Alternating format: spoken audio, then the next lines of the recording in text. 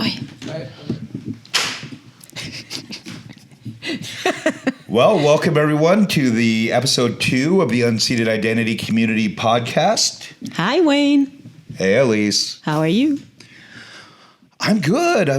You know, it's kind of exciting to change our venues. We were doing this for everyone at another venue, but realized we couldn't get beat with Montreal Canadiens. So we're here, and where are we today? Yeah, we're in my house actually. Well, not my own house. We're renting, but I live with Catherine, who's there. Thanks for being around. Thank you. Tamir, who's doing his taxes. We all have different night types. And we have our live studio audience. Thank you all for coming. Yeah, woohoo! So much people. Yeah, thank you. Okay, so what's the topic for tonight's podcast, Wayne?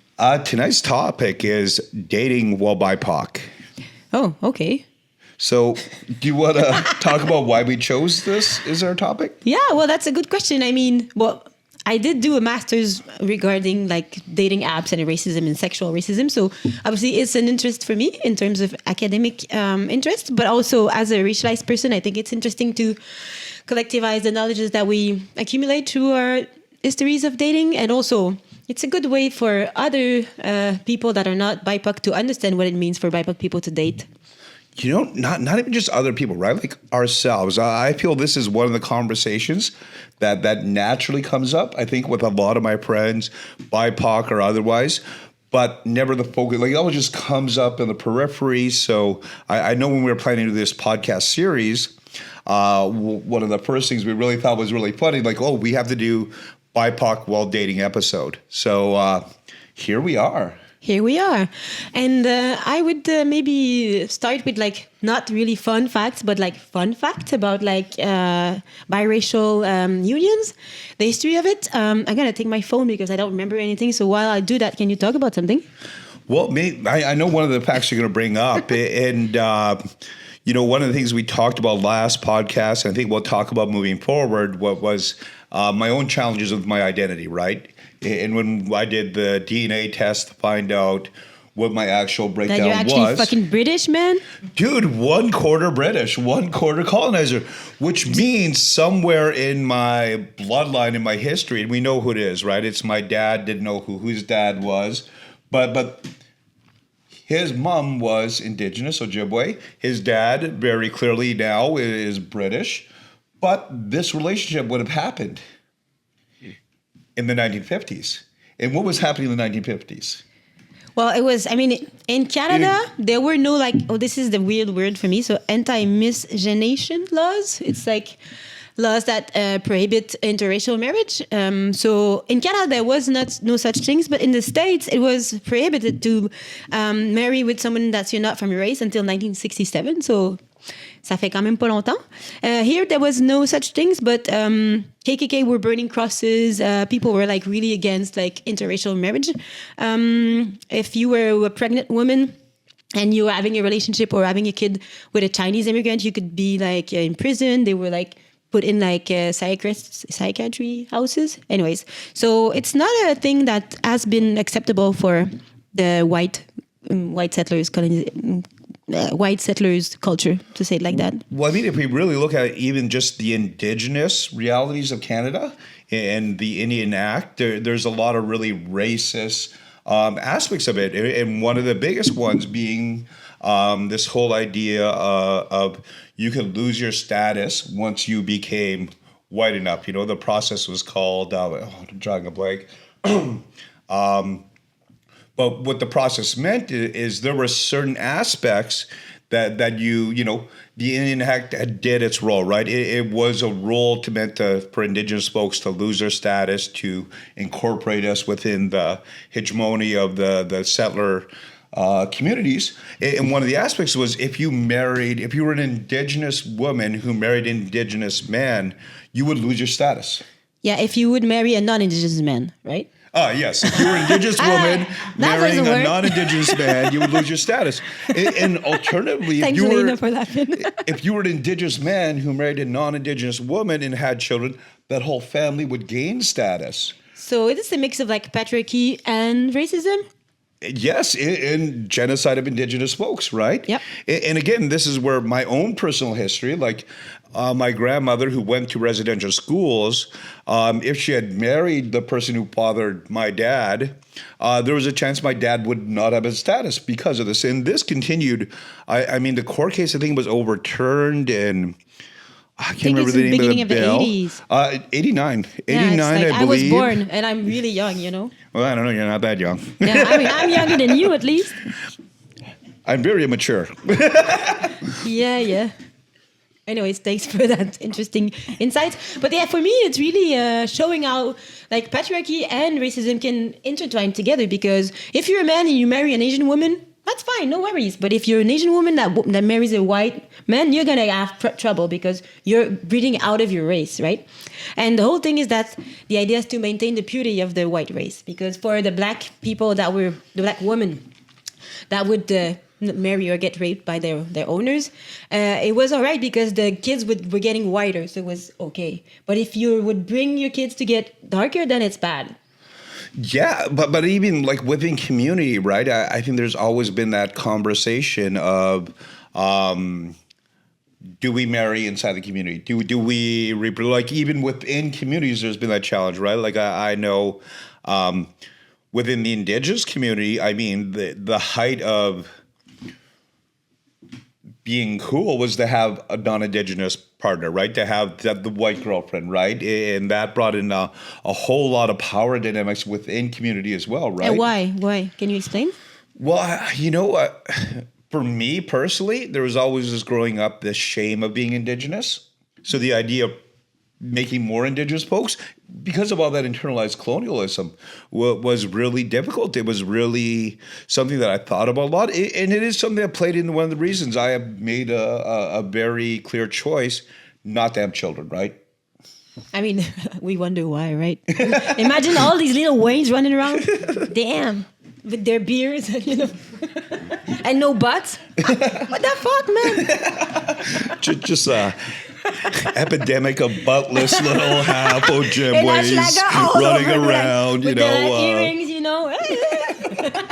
Talking about earrings, look at my earrings. Ooh, aren't they really cool? Those are very nice earrings. What did they say? Fuck off. Oh, who made these earrings? I don't know. Somebody we might a buttless indigenous person. A buttless indigenous person. The actual brand is called Buttless Indigenous Folks. Nice. Well, no, it's you actually. Well, what about you? Like, I mean, I know a bit about your history. Did you feel a necessity to date within your community, outside of your community? Was there any imperative to? Well, it's a good question because as I stated last time, I was raised by white parents. So my racial identity was not erased, but I had to construct it for myself for different reasons. But so for me to go out of my community would have been to go with other racialized people. But since I lived in different countries, I mean, I had sex with other races. What is your nation count?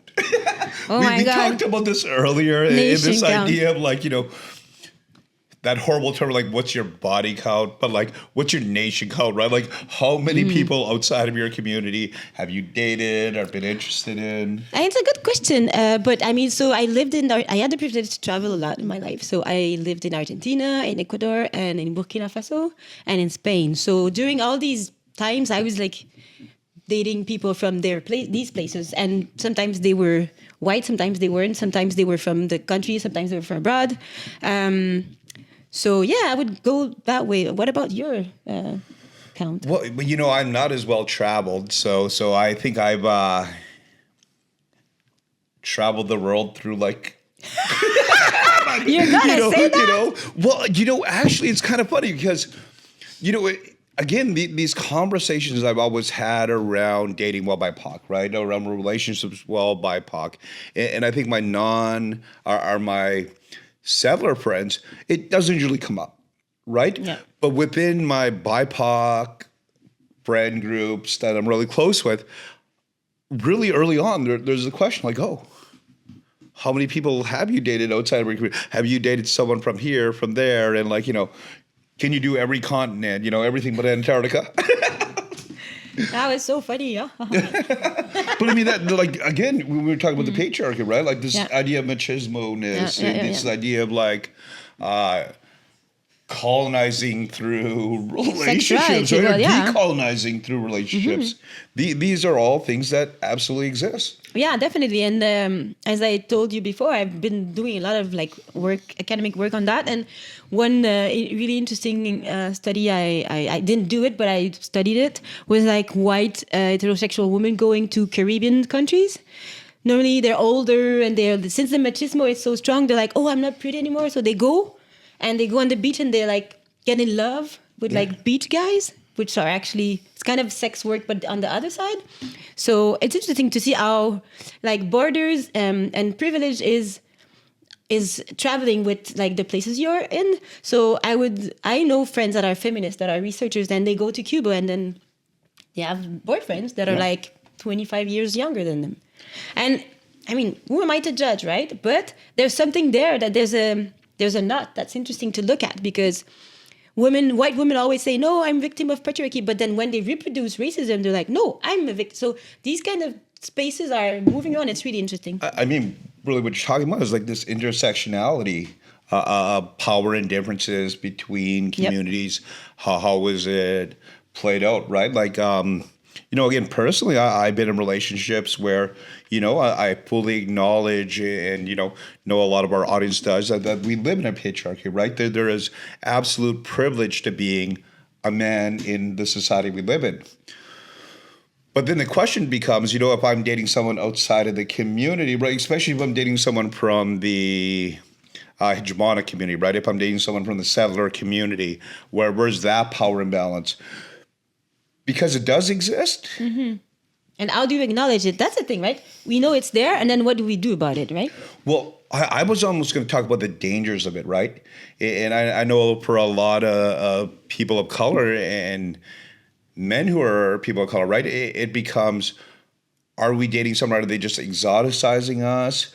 But there's always that, like, trump card, right? Like, they could say anything. In horrible examples like Emmett Till and like this idea that a dark-skinned man is always a danger, right? It's all right if we're dating, but at any point that can become a thing. And I think that happens in other relationships too, right? Like not just in heteronormative relationships. Yep. We see a lot of that where you have that intersectionality between race and queerness and race. Gender, sexuality, right? Yep. Yeah. I mean, it's interesting because I'm going to talk about black men more than indigenous men because so their body is constructed as like closer to the animals, so they're perceived as dangerous, but also exoticized. So they're like hot, they have big penises or whatnot, which is completely stupid. And it's really also focused on penetration as the only sexual practice, which is also really stupid because a lot of people have no penises and they still have sex. Surprise. Anyways. To go on with that, I think it's also to make a link with like the white women that go out, what I would call sex tourism, when they go to the Caribbean spaces. It's all in the same kind of continuum. And I think something that it's not good, but it would be false to say that black men didn't ever raped other black women, right? Mm-hmm. But since the black woman needed to not use the justice system because they knew it was racist, they just developed other ways to touch on that. So transformative and comment dire justice réparatrice? Restorative justice and transformative justice are concepts that were built by BIPOC people because they don't trust the state with reason. So they have to find a way to build another way to get justice and acknowledge that there is sexual violence in patriarchy, but also racism. So how do we manage all these intersectional systems? Yeah, I mean, like you said, not trust the state. But I mean, we talked about it earlier, right? We're looking at like the 60s and the 80s in Canada where the state was literally making rules about who you could and could not have, start a family with, and what that looked like, right? So I think this idea of trusting the state in that instance is not just logical, but like a product of the state. Yeah, it's legitimate. Otherwise, I mean, if the state fucks you all the time, why would you trust them? That's why I'm going to say I'm not communist, right? Well, nobody's perfect. Well, I'm a tanky all the way. Yeah, we always have the same conversation. Anyways, I wanted to tease you on that. You know, when we were talking about that intersectionality, it brought up something that. So for a lot of years, I worked within the settlement profession. So I worked with recent refugees, newcomers, immigrants of different classes of immigrating to Canada.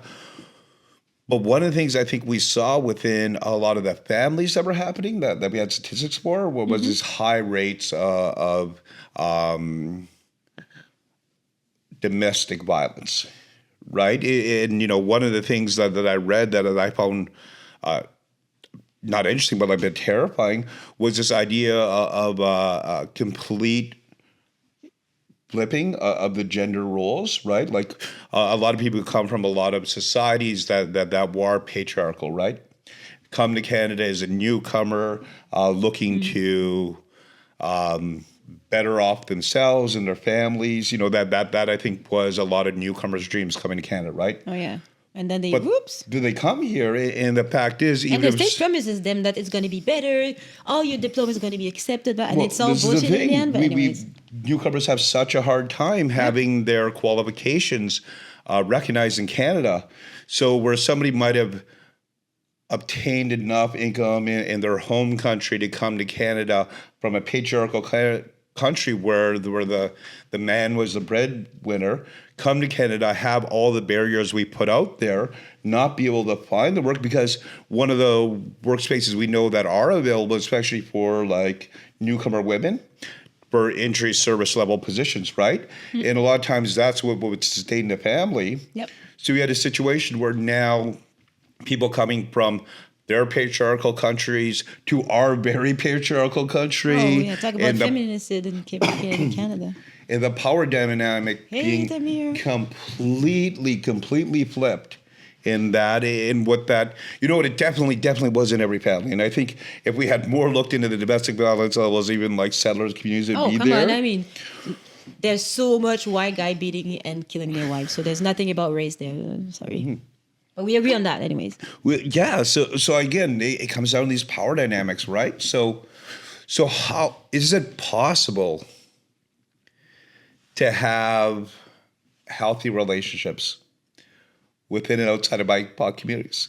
That's a good question. I mean, I believe it's possible. But do you have any like cheesy or cringy anecdote you want to share? Wow, I mean, I don't know if we're at the cheesy, cringy antidote portion of the podcast. Whatever anecdote you want to share.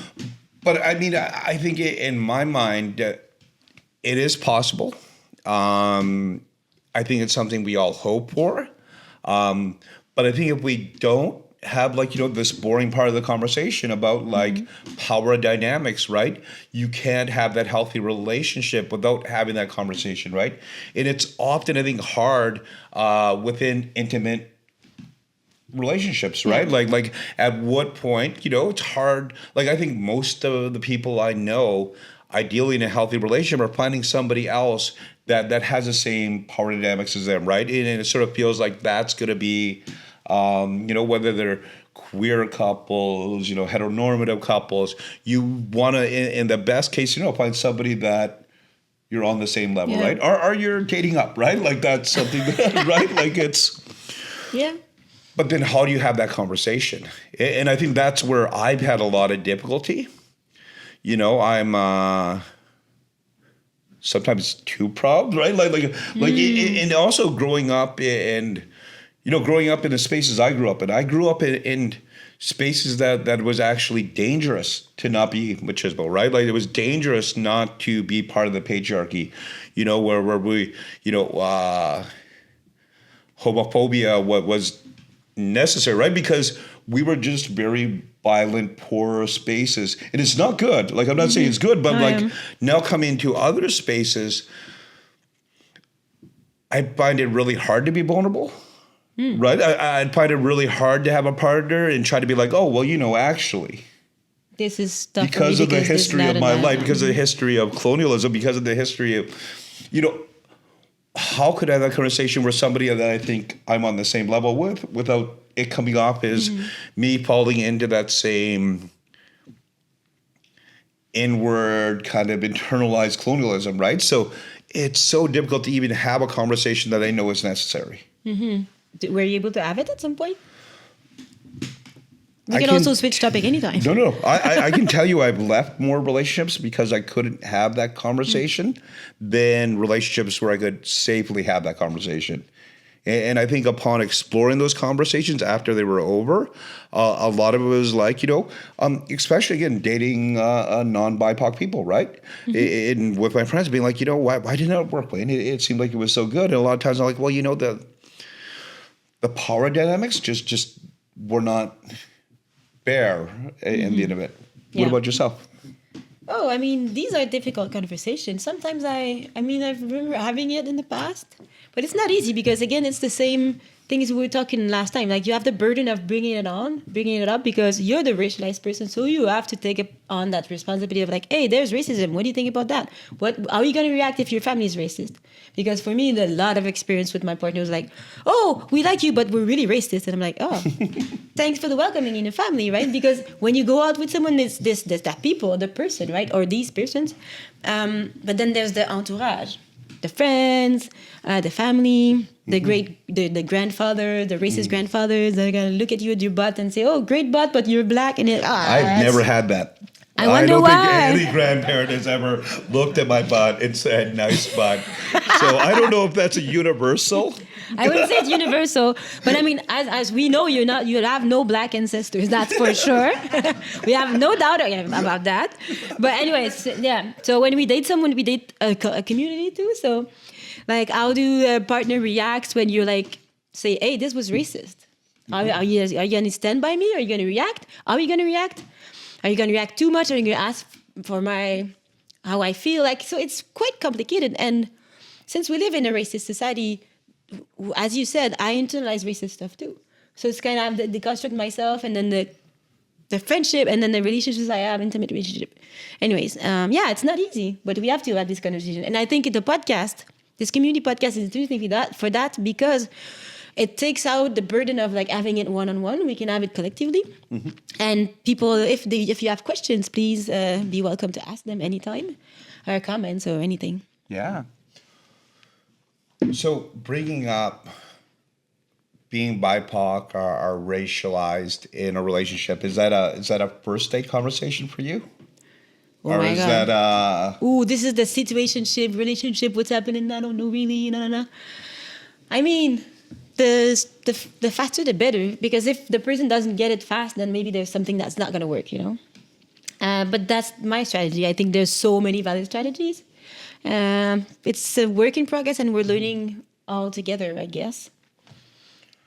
For myself, like when I was living in Ontario, I lived in a much more diverse community. And, just because it was more diverse, I would end up being in relationships or even friendships with people from many different cultures, right?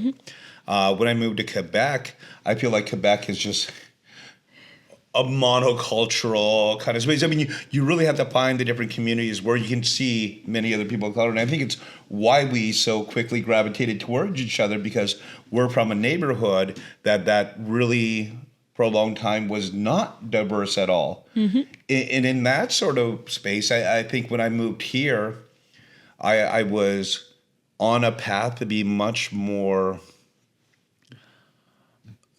in touch with my own identity, that in oftentimes in these spaces, I would be known as a person talking about my Indigenous identity, right? So it wasn't even like a first date experience. It was like before somebody knew me, they knew me as somebody talking about being Indigenous, right? You talking, really? Oh, nonstop. I don't know if you know this. I never know that you talked. I've been known. I talk a bit. I don't talk either. I'm like, shoot, I'm listening. But yeah, I'm not going to switch topic, but I see time going on, and I did a master's, which I never finished, because I do that. I start stuff and then I don't finish it. And my topic was hookup and dating apps, and I've been relooking at the books I used for my research and stuff, and I was looking at desire on hookup and dating apps. So when you go on Tinder, on Hinge, on Her, or on whatever app you're using, there's no study, there's no like sociological study or anthropological study in Canada or in Quebec in particular, but there was a big one in the States, and on the hierarchy of desirability, the worst person to be was a darker black woman, because there's colorism. So if you're clearer like me, for example, I'll get more desired because I'm closer to the norm, which is whiteness. Anyways, I think it's interesting to think about like sexual racism, right? Which I would define like a kind of fetishization, another word that I'm like. Well, I was going to ask, like, are we divorcing the term desirable from fetishized, right? That's a big question. Because I don't know if you were going there, but that's immediately where I was. I'm going definitely there. Okay. And I think a good starting point is to understand that what's the norm is, what's the best thing to be is a white, and then it's the norm. So if you're not in that norm, Latino, Asian, Black, Indigenous, whatever, whenever you're not white, then you're going to be in the periphery or in the margin of like what's the best thing to be. So what I know and what I've experienced myself when I was on apps was that you're either super visible, like, oh my God, look at that black woman. I never been with a black woman. How is it going to be? Oh, is it different? Oh, she's going to be white on bed, blah, blah, blah. And you're like, maybe or maybe not. I don't know. It's nothing to do with my race, you know? So either hyper visible or invisible. So it's kind of two, like, dichotomical way of looking at black women, but that's my experience. I don't know about yours. Do you think that that's changing though? Like, I know within my life, within my being more active about talking about identity issues, talking about this, I've seen a paradigm shift with Indigenous identities, right? And we talk about it a lot in the last podcast. And I'm sure we're going to talk about the ad nauseum future podcasts around pretendingism, right? This idea that me growing up in the time that I grew up, being Indigenous was not, forget about dating in any possible way, being Indigenous was not an advantage. Where now we see people like clamoring to prove how Indigenous they are because there is a perceived advantage. Moreover to this, we also went to see the hockey game last week instead of having our podcast. Go Abs, go! We're gonna lose. Oh my God, I'm sorry. I remember I tried to make a joke with you, and I didn't know how to frame it because every commercial, BIPOC dating a BIPOC person, not just for commercials anymore. Because I do a lot of streaming. I don't watch network television that often. Mm-hmm. And it really surprised me that every single commercial I saw had a mixed relationship. And I know people were joking about this before, and I didn't, because I haven't spent so long without being in a space where I seen lots of advertising. It was very visible to me. I mean, I don't know that it's more visible than before. Okay. I absolutely do. Because I grew up with cable, right? I grew up in there was a point where you did not see mixed couples. That absolutely did not exist, right? Exist, but it's not because it's existing now that it's more accepted. Like I was reading before I prepared for the podcast, and so still like in 2023, I think it's like 16 or 15% of the population in the United States are against biracial couples. It's a lot of people. I mean, what the fuck does it change in your life, right? Yeah. I don't know. Personally, I'm as a BIPOC person, I'm like, I agree with myself. But I don't know. So it's I would never date me. Yeah, we all know that. Reasons, yeah, right? we all know that. I mean, the butt, right? Maybe the butt. It's the butt. It's all in the butt. The non-butt, actually. But yeah, desirability and fetishism. How do you say that? Fetishization. Thank you. So have you lived that? I think a lot of people presume I do. I think it's my very unique situation of talking about being Indigenous so much, talking about identity so much. I often find myself in spheres where we talk about that. And I think a lot of people, is somebody who is heteronormative is like, oh, white women must love you, right? Like there's this idea that white women must fetishize Indigenous folks right now, which wasn't the case before, right? It was literally like not illegal, but it was literally like you would lose white status by being in a relationship. But personally, I mean, I don't think I see it as often. I don't think I've experienced that as much. I mean, I've dated a lot of people, but like the people I've dated have been from many different cultures. And again, it comes up later. It comes up date 3 and onwards, right? Where there's real get conversations. To date 3. Oh my God. Well, not sometimes. Often, but yeah, it just, again, this whole idea of power dynamics, how they're playing out, how they're affect the relationships we're in has been real. Like BIPOC double dating is a very real concept, and I think all of our, like, even our non-dating relationships, right? Like all of our relationships are being BIPOC is such a big part of my identity, right? Like I'm Indian Wayne, right? Like there's nothing I can do. I tried to get a DNA test to be less. Didn't work. Didn't work still. All right, cool. I don't know. I'm just going to switch topic because I see you had some really nice braids. Oh. So why? How come? What does it mean for you? The braid has been something very personal in my own journey, right? And growing up, I always shaved my head. I have one of my only connections with my maternal grandfather, Thomas, where I get my middle name. I never met him. He passed away before I was born. But a lot of my family had these conversations about him, and one of the things they kept talking about is the way he would drive around the reserve, pick up the native kids, drive to the next town over, and then he would give them all a brush cut. It is they walked out of the brush cut? Like almost a military crew cut. Oh, okay. It is they walked out of the barbershop, he'd lick his hand, slap him back and head, and like that's the way a man wears his hair. Right.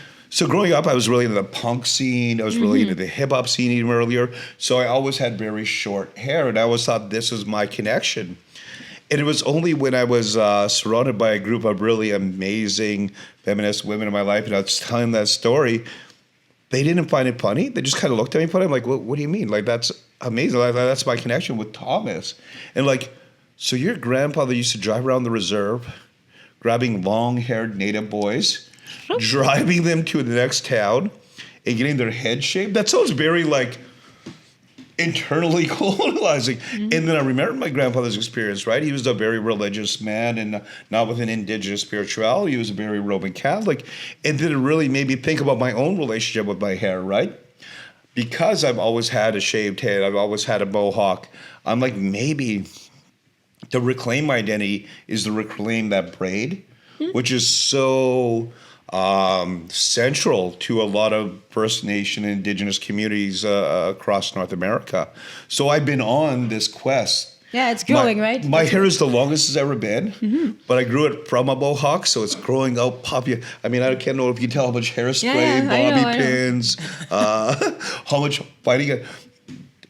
My non-Indigenous ex-partner is the one who did my braids today, right? Like, she's amazing, and she knows how much that meant to me. So before this podcast, came over and spent hey Yo-Yo, spent like 45 minutes fighting my hair to get it into these, two little braids. Nice. And I'm hoping one day I will have longer, thicker braids. Yeah, probably. I mean, probably like down your butt.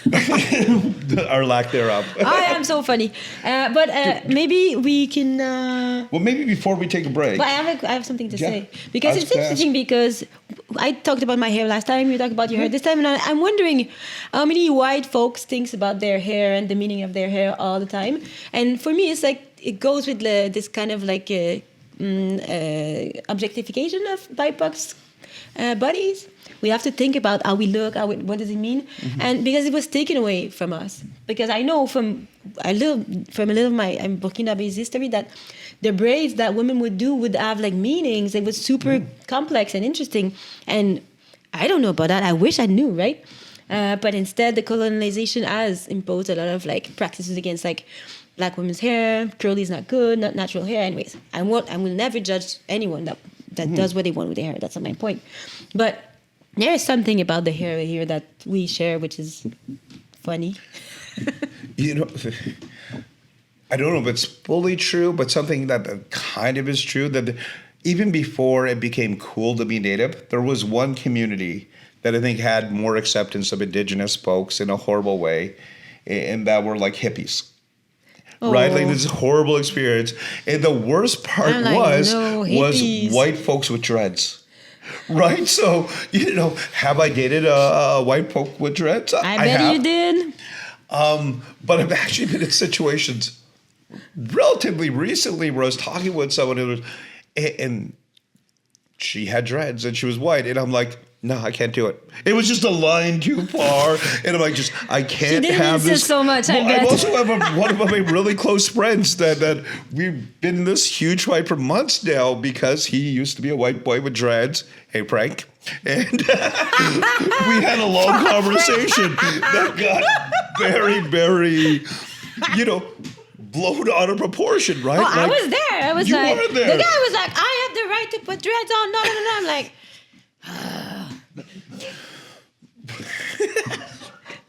Thierry's like, I remember that conversation. Anyways, hi Frank. When you're like, planting, you can listen to a podcast and be like, fuck you. Anyways. So, I think we're almost at a point. Let's take a break. Yep, I agree. We'll come back and hopefully have some funner conversations about some of the lighter sides of dating while BIPOC. And if you have questions or comments or anything, please be welcome to share it with us. It could be anonymous or not anonymous, whatever. Experiences, questions, anything. So, Wayne's socks that says big butt energy. Dude, I don't know if... this is really happening. Don't fall, man. Was going to bully me, so I knew I needed to. If I couldn't physically be in the butt, I was going to bring some big butt energy. Well, that's. I think it's cultural appropriation, man. Be careful. Well, thanks, and we'll be back after the break. Welcome back, everyone, to part 2 of the Unceded Identity Community podcast. Today's topic is... Dating While BIPOC, and it's the second episode of our super awesome podcast, community podcast. Yes. And very excited to have a second episode. Yep. This is all something very, very new for me. Mm-hmm. And I know we've both been on other podcasts, but to have this as our venue to have these discussions, I think is... it's why we're doing it, right? I think there's use here. Yeah, it's really cool. And since we have no money, we have we can do anything that we want, which is great. Yeah. I like when we have money and stuff, but sometimes it comes with conditions. Now we can talk about any topic that we want in the way that we want. So thanks for doing that with me, Wayne. Thank you. And thank you, Mark. Thank you, Mark. Emily, Amanda. Yeah. All these people have helped make this podcast what it is. Thanks, my roommate, for accepting us in the living room. Absolutely. And maybe this is an open invite to any other people that want to come up here. The idea of the podcast was never just to be a Being Elise podcast, right? No. We wanted more people to come take part. I think we had grander ideas when this was going to be back at the Atomic Cafe to have more people take part in this episode.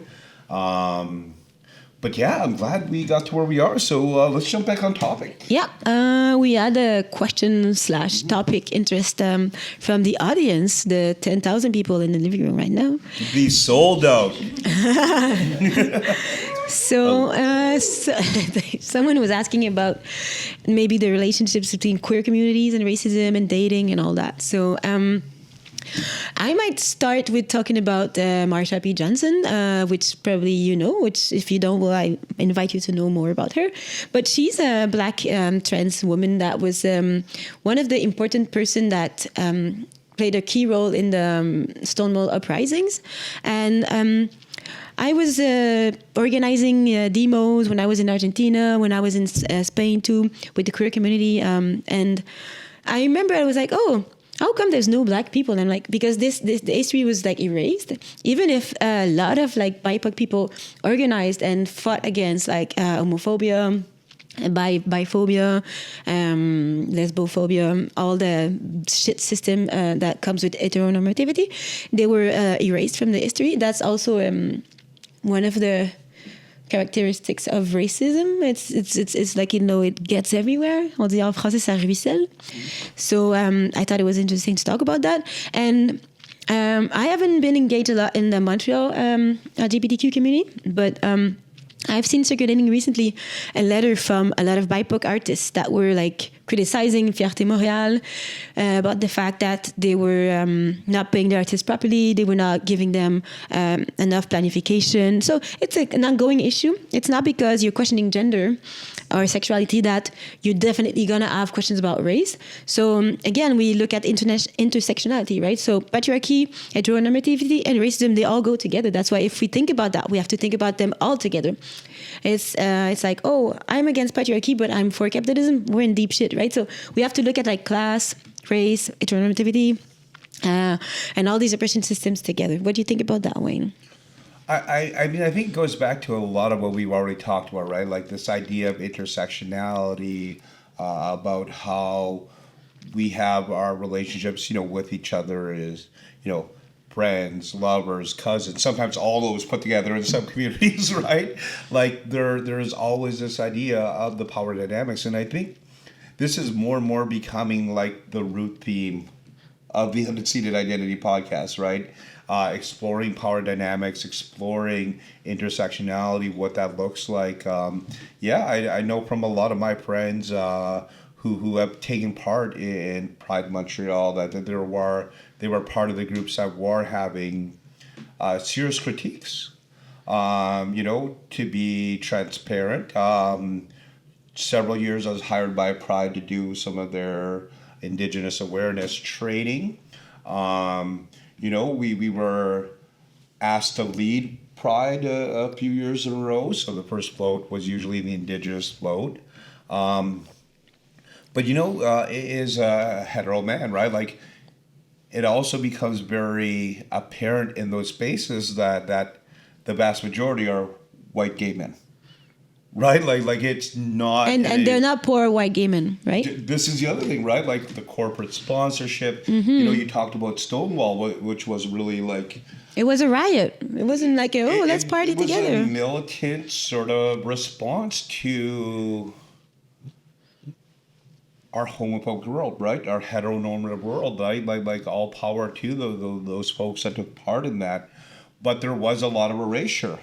Mm-hmm. Like exactly what you're saying. Like, and again, I want to be cautious because I don't identify as someone from that community, mm-hmm. but as somebody who is a person of color, just in my cursory knowledge and from my own lived experience of what I've seen, it does not. Mm-hmm. A lot of times in those very forward spaces, that there are spaces that are inclusive, or there are spaces that are diverse. And yeah, I mean, I relate because I was when I was living in Argentina, I was really participating in the queer community and the LGBTQ community, and there was but Buenos Aires is a really big place for like gay communities. There's a big parade, blah blah blah. But I remember we were organizing the off parade because the main one was organized by super bourgeois, rich gay guys that were like, look at my new pants, I'm so cool, blah, blah. And they were not acknowledging the fact that trans women were getting killed on the streets because of their condition of life, because of the fact that the state wasn't recognizing their transition, or the fact that they needed different health support. And it was really... I was shocked, but when I was living in Argentina, so it was between 2009 and 2012, the life expectancies of trans women was 40 years old. So it's really violent the way the state and the system has an impact on the queer communities, especially the ones that are at the intersection of poverty, queerness and race. And I say hi to Diana Sakayan and Marlene Vayar, some friends from Buenos Aires. One of them died. I'm sorry about that, but that's what happens there. Anyway, so I remember being a part of organizing, an off march where there was actual political stuff happening, right? Thinking about capitalism, thinking about racism, thinking about transphobia. So yes, it is... it's not because you're in the queer community you're outside of power dynamics. No, and again, sound like a broken record. Call comes back to intersectionality, and I think we do a huge disservice to not have conversations around what that means. Right? It doesn't help move forward. Like when we're talking about diversity, inclusion. You need to have all voices there, but you really need to look at how those power dynamics work, right? Like I've, even outside of my dating life, I've had some. Where you do something else and date. I always exclusively do things other than dating. If we're being honest. All right. But I know I've had some great friends who would talk about being allies, right? And a lot of them were settler allies working with indigenous communities. And if I brought up intersectionality, and they're like, "Oh, Wayne, you don't get it, right? Like you're a male, right? Like we live in a patriarchy." And I'm like, "Well, I care about these people." But I'm like, we came from very different socioeconomic backgrounds. And like, well, no. But like, there's no such thing as, not that there's no such thing as intersectionality, but they saw as intersectionality where if you checked one box, you had all the boxes, right? So it's like, oh, well, of course you have more power than me. There's trans, BIPOC, disabled people that have all. I'm like, well, you're listing all of these other things that all exist, right? And they all bleed in this world of challenges, of this intersectionality of harm. But we don't often talk about our privilege in these spaces, right? That conversation doesn't happen, right?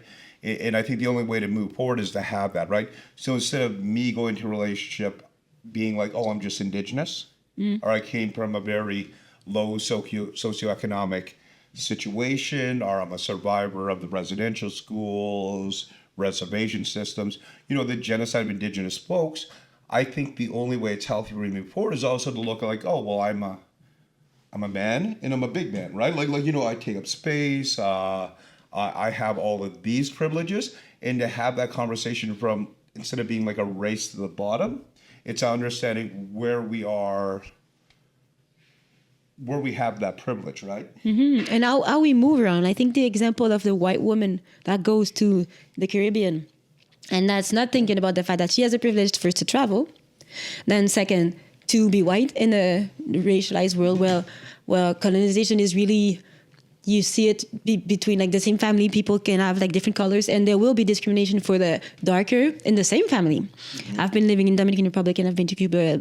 I did some research project there, and it's really, it's intense. Anyways, I just wanted to touch on something I forgot, but then I remembered. In terms of recognizing the importance of queerness and queer women in the development of the Black feminist thought, for example. We often say that it's Kimberly Crenshaw that's the one that like coined the term intersectionality, but actually we go back to Combahee River Collective, which was a collective of Black and non-binary lesbian women. They are the one that actually embodied these kind of ideas way before this legalist person, which also is interesting, but it's really often erased. And I think it's really important to remember that these intersections made people see the world in a way that allows us to shed light on different oppression systems, especially nowadays that EDI, so equity, diversity, and inclusion, they're getting thrown away, but in my idea, anyways, they were a bit reformist, but that's another debate. But in any case, the term intersectionality was really co-opted by white women. Oh my God, a lot. Like they put it in all the grants and then they go, oh, I got the money. Yeah, well, okay, but what do you do with that money? And how come you're not acknowledging that you're in a privileged position and you're using money that could help other people that are at different intersections? Anyways, we're kind of going off topic, but... Well, I don't think we are. I mean, I think that is literally the topic. Like, I've been very fortunate to have been a part of a lot of really great social programmings. As I said last time we had this podcast, I spent over 25 years working in social services. Which you unionized, right? I'm just saying that. I've been part of several union drives that... I mean, you didn't do it alone. You didn't do it alone. Did not do it alone. The whole point is you can't. Yeah, I know. But one of the things I wanted to highlight, if I was to be so bold, is like one of the favorite programs I ever facilitated was the Indigenous Men's Initiative here in Montreal. And we've had challenges doing a men's group within Indigenous communities for years. And when we were doing the group, it lasted several years, and we had a very significant turnout each week. And I was asked what made this men's group have that staying power that others didn't. And I think, not all just me. Oh, but I'm really interested. I'm like, what? I think the most important part is we started, it wasn't a mantra, but to be a part of the group, you had to acknowledge that we were Indigenous men who still had male privilege, who still understand they exist within the patriarchy, and we move forward from that, right? So in order to be a part of the group, we weren't gonna be like incel group, or like we weren't gonna be. You're not gonna be like incels. one of those MRAs, right? Or we had to very specifically go against that by being very clear. If you want to be part of this group, and we knew it didn't happen everywhere, but like we had to first acknowledge the fact that we live in a patriarchy and we are men that benefit from that privilege. And once we got over that, then we could talk more in a healthy way about challenges we saw as Indigenous men, right? And I know that group hadn't continued on, but I mean, it's something I'd definitely like to retry again. And but it's that idea of not just intersectionality as the idea of who has it worse, but how do we find out what our own lived privileges are within spaces, right? And and I don't want to pick on Pride, not just Montreal, but like Pride International, right? We do see a lot of gay white men, and I have a lot of friends that are part of that community that are fucking fantastic, that Hi, are strong, amazing allies, right?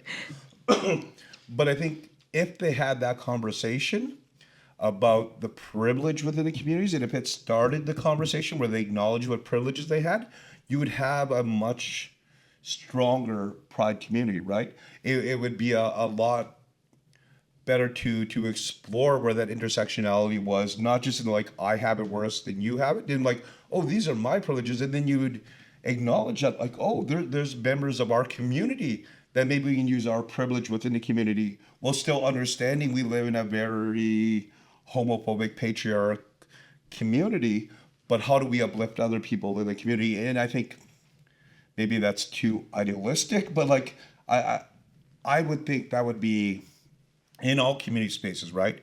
If we first look at our own privilege, where we come, because we both have a significant amount of privilege, right? Mm-hmm. And we do have a significant amount of challenges, but I think one of the reasons we get along so well is that it was never this fight between you like, over who has it worse, especially because I'd win. I mean, I'm not gonna fight about that, right? Because you'd lose. But no, I'm just joking. Yeah. I mean, But I don't know, but that's yeah. the thing. Like our friendship works because we haven't felt the necessity to have that conversation. Mm-hmm, yeah. And I'm gonna stretch again the fact that we are able to talk these days, and because the fascist state is not there yet, but if it comes, these podcasts and all that, it's not gonna be able to happen. So I want to recontextualize against like the motivation that led us to talk about these things in front of our 10,000 friends in the living room. Well, it started in the bar, right? But it ended up. Yeah. Oh, thank you, Thierry. But. Yeah, so I think it would have easily stayed as like a bar conversation. Oh, let's do that and that. If it wasn't for the emergency of like, shit, it's hitting the fan hard these days. Yeah. So we have to do stuff. We have to get together and we have to talk about it. So I don't know. I just wanted to say that. Well, I think we'd be remiss if we didn't talk about, there was a major event yesterday. Another thing, aside from the Habs run for the cup, we also had a federal election here in Canada. Yep. Right? So where does, I think one of the pragmatic things I like to do is understand we are part of a society. We may not want the aspects of society to exist, but like, my life is living off the exploitation of other people in the world, mostly brown and black, right? Like the clothes I wear were not made in North America, people with strong union wages, right? Like my existence is an existence that only has the level of privilege I have because of the exploitation we inflict on the rest of the world, right? So to not acknowledge that is not to acknowledge that we exist in spaces. And it's one of my challenges with like the hippie cultures and some of the anarchist cultures was this idea of dropping out of a society rather than acknowledging the harm our society causes and where we need to go, right? So it comes down to that idea of intersectionality not being about just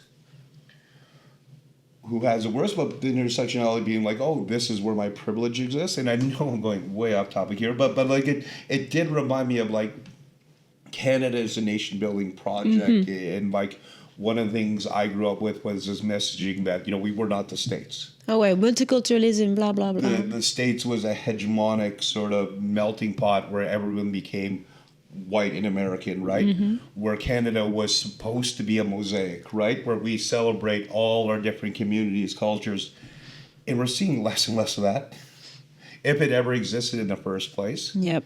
Oh, I was gonna say, since you have like British origins, are you in the same family as the new Prime Minister, Mike Carney? Oh yeah, I think we're probably cousins. I mean, probably all white what's up, people in the guys? same family, right? I know Mark Obviously. watches this podcast, actually. We can just send it to him. He built his entire political campaign around this, our little Anyway. Baker cousin. Yeah. Props to Mike Carney. No, I'm joking.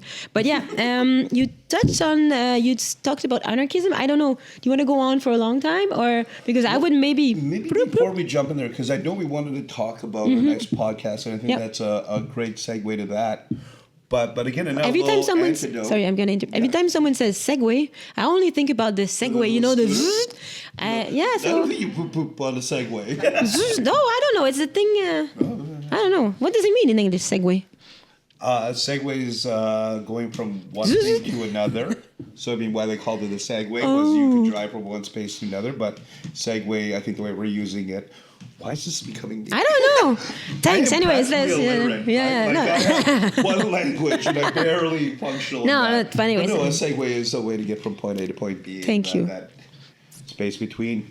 But the segue I was thinking about in the antidote I was thinking about is, aside from watching all the mixed couples on the commercials, with the American election, with the Canadian election, there were a lot of politicians whose partners were. It was weird. I don't know if anybody else recognized a lot of white male politicians, especially on the conservative side. You mean Poilievre? Yeah, have partners who are people of color. Yeah, yeah. Right, like J.D. Vance. His partner is that's like yeah. Asian woman. These are really tricky questions. Right? It's and I mean, so I guess where I'm getting at is, this idea of like a red or brown future where we're all, there's a lot of people dating outside of their communities can't be the answer, because some of these guys are the biggest assholes in the world, right? Like PP. He might have a Venezuelan wife who came in here as a refugee, but he is absolutely, his policies are racist, violent towards the communities that come from. J.D. Vance, probably one of the most ideologically horrible bigots, Christian nationalism, like almost Nazi shit. And he's like, but look, I have a South Asian wife, right? Like, so just being in a relationship in itself isn't the answer. No, it's not revolutionary. No. I could never date the conservative. Someone, right? Like. Yeah, that'd be fucked up. I mean, yeah, we'd stop being friends. But yeah, it's a good point, because we started talking about like the fact that like mixed marriage or mixed couples were prohibited at some time in the history, but it's not gonna make it. How can I say that? It's not a solution to racism. Racism is a structure. It's a system. We have to dismantle the system. But it's also not a solution to the erasure of dynamic, strong communities, right? Like, Marry Out was a tool that was used to attack Indigenous communities, right? Like, literally the goal of the Indian Act was to have Indigenous folks lose their autonomy, their sovereignty by marrying or leaving Indigenous communities, right? So personally, even when I was thinking about my own dating life, right, like there was this challenge where for a long time I specifically wouldn't date Indigenous folks. And then there was a point where I'm like, oh, maybe I should only date Indigenous folks to maintain, where we're literally we can become extinct. Like Indigenous folks make up such small amount of the world's population. There could foreseeably be a future where there's no more Ojibwe people. Right? And I don't want that. yeah, I know this. We also don't want little Waynes running around with no asses. Well, we have to find other ways. There are other Let's ask people. Nico. Anyways, yeah, it's interesting. I have to say, I'm starting to be tired. Yeah. I mean, not tired, but maybe we can start talking about the next episode. No, absolutely. No. I want to talk on and on. No. So what? Well, for one thing, I think I want to start by wholeheartedly inviting more people out to be part of our collective. Right? We can only do this with more support. Really looking. We since we posted the first episode, I've been getting lots of messages from people that want to come out who might have a bit of trepidation, the fear of being part of this. But, we have lots of spaces. Yeah. And, I think we also wanted to create this collective, right? This idea of organizing that isn't as efficient as an authoritarian Marxist government. Which is absolutely awesome because I wouldn't participate in that authoritarian Marxist government of yours. Well, you and your little Waynes are running around. No. So, but you had an idea for the next podcast. I'm gonna segue on that. Segue. Yeah, well, we're gonna try and do a podcast on. I mean, we're gonna do it, but I'm working on some threads that are historians that are also BIPOC to talk about white supremacy in the anarchist movement, especially in Montreal. I'd like to talk about that.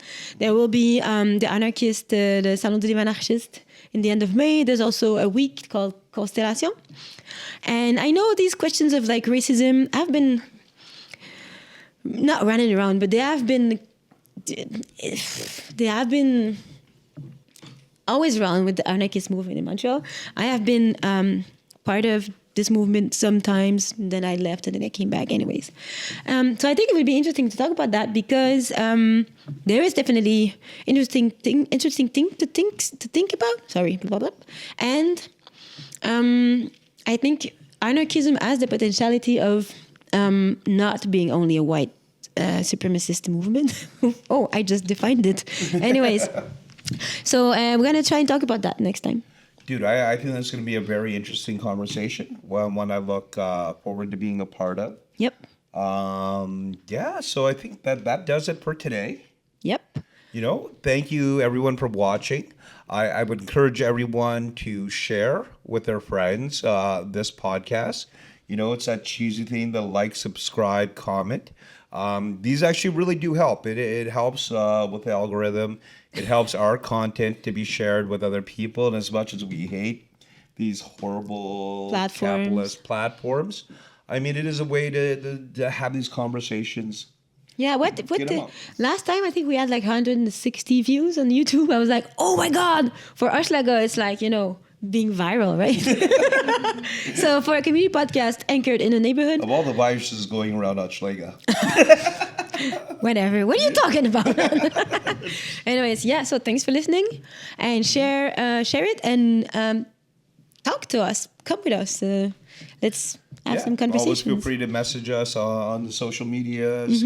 Email us uncededidentity@gmail.com. Yeah, and also we can do podcasts in Spanish or French or any languages. I only know colonial languages. Sorry about that.